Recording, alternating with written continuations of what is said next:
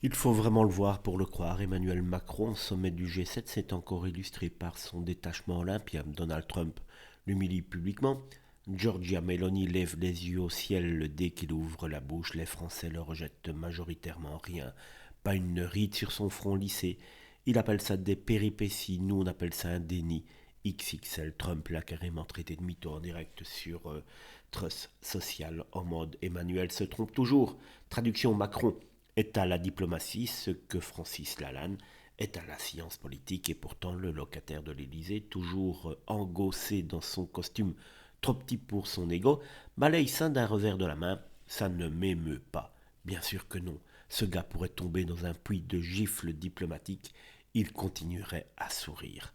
Giorgia Meloni, elle, n'essaye même plus de faire semblant. Vous l'avez vu, cette vidéo fait le tour du net pour l'instant, celle où elle lève les yeux dès qu'il a fini de lui parler à l'oreille.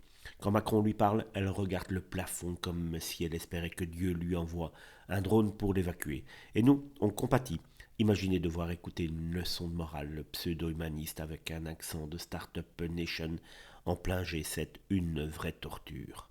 Mais Macron reste Macron, l'homme qui confond fermeté et autosatisfaction, lucidité et autisme politique. Il pourrait encore se faire huer par l'ONU entière, il répondrait que le chemin est difficile mais juste. Il est dans sa bulle, invisible, imperméable et surtout incroyablement seul. Mon Dieu qu'on a envie d'être Brigitte Macron en haut de l'avion.